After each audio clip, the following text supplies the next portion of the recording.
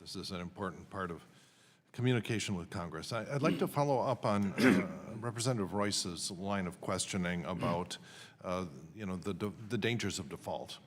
And I'd like to repeat his thanks to you for being involved in educating members of Congress about the necessity of taking seriously our payments on principal and interest.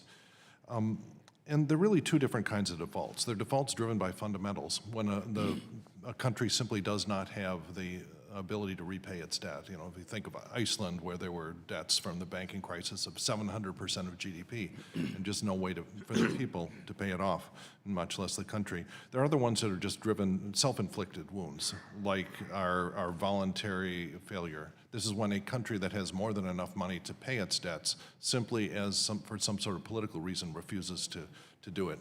And over time, both parties have been guilty of abusing and weaponizing the debt limit. And I just want to encourage you that there is a bipartisan consensus that could be assembled to permanently get rid of it. It is always of being abused by whichever party is in the minority.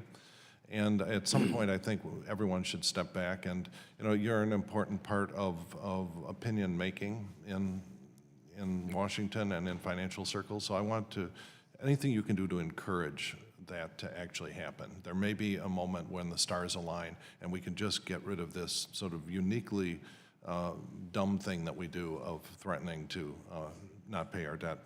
Now, there's also the question of, is there enough money? You hear often, oh, there's just not enough money because of things like the publicly held debt.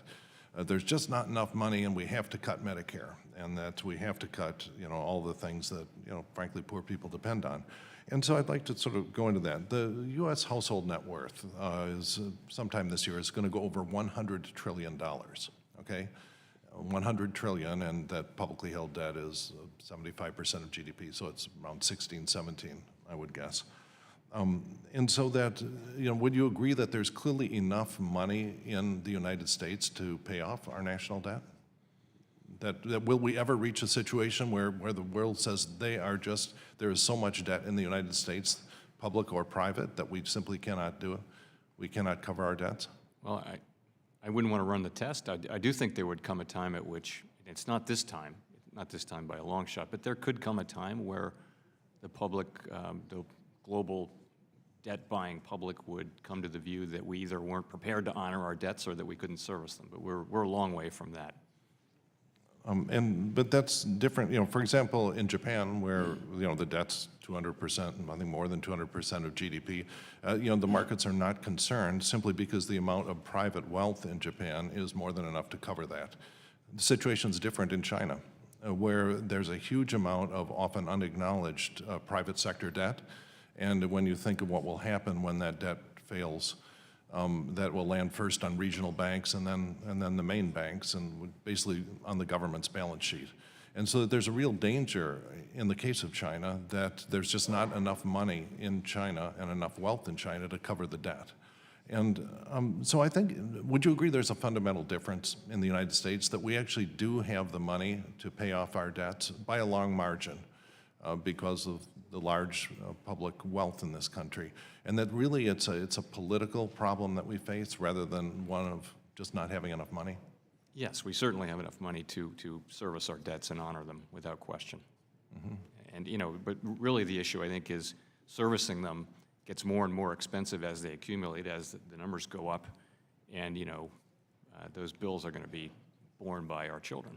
No, I agree completely. And the wisdom of lowering taxes at a time when the economy, frankly, doesn't need to be stimulated is something that it's sort of elementary macroeconomics, that you run a deficit when the economy's in trouble, and then when the economy recovers, you pay off the debt that you've accumulated in order to smooth things out. You have a section on page 1415 of your report that you're presenting on the low inflation in advanced economies, which is something that's a widespread. Do you have any thoughts on really what your main suspicion is for why that is taking place? It's been a long run trend.